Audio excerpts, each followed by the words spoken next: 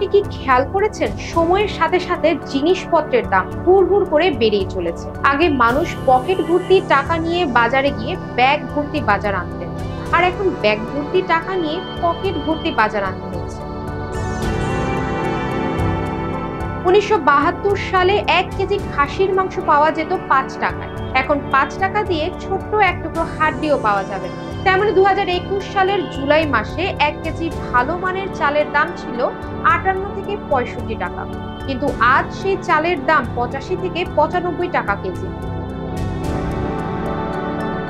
এটি শুধু খাবারের ক্ষেত্রেই নয়, বেড়েছে সব কিছুরই দাম। এখন প্রশ্ন হচ্ছে, তাহলে কি কারণে বাড়ছে জিনিসপত্রের দাম? দাম কেন সব সময় একই থাকছে না?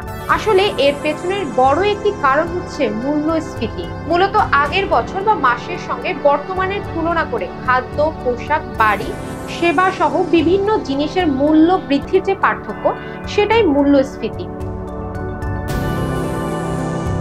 মূল্যস্ফীতির সবচেয়ে বেশি প্রভাব পড়ে সীমিত এবং নিম্ন আয়ের জনগোষ্ঠীর ওপর, কারণ জিনিসপত্রের দাম বেড়ে যাওয়ার ফলে অনেক দ্রব্য তাদের ক্রয় ক্ষমতার বাইরে চলে যায়। ঢাকার একজন বাসিন্দা গত বছর যে খরচে সংসার চালিয়েছেন, খাবার কিনেছেন বা বাড়ি ভাড়া দিয়েছেন, এই বছর আর সেই টাকায় চলতে পারছেন না। মাস ফুরোবার আগেই টাকা শেষ হয়ে যাচ্ছে, যদিও তার আয় একই রকম আছে। এই মূল্যস্ফীতি বিভিন্ন কারণে ঘটতে পারে। চলুন মূল্যস্ফীতির কিছু কারণ জেনে নেওয়া যাক। যখন অনেক মানুষ কোনো পণ্য কিনতে চায় কিন্তু সেই পণ্যের পরিমাণ কম থাকে, প্রতিযোগিতার জন্য দাম বেড়ে যায়, তখনই চাহিদাজনিত মূল্যস্ফীতি ঘটে। আন্তর্জাতিক বাজারে দাম বাড়লে স্থানীয় বাজারেও পরিবহন খরচ, উৎপাদন খরচ বেড়ে যায়, ফলে সেটার কারণে দেশে উৎপাদিত পণ্যের দাম বাড়ে। আবার যখন একটি পণ্যের দাম বেড়ে যায়, তার সঙ্গে সংশ্লিষ্ট অন্যান্য পণ্যেরও দাম বাড়তে শুরু করে। অনেক সময় বাজারে কারসাজির মাধ্যমে পণ্য বা সেবার দাম বেড়ে যায়। কর্মীদের বেতন বা মজুরি বাড়ার কারণে উৎপাদনের খরচ বেড়ে গেলে মূল্যস্ফীতি ঘটে, কেননা এর ফলে ব্যবসা প্রতিষ্ঠানগুলো সেই অতিরিক্ত খরচ পণ্যের দামে যুক্ত করে দেয়।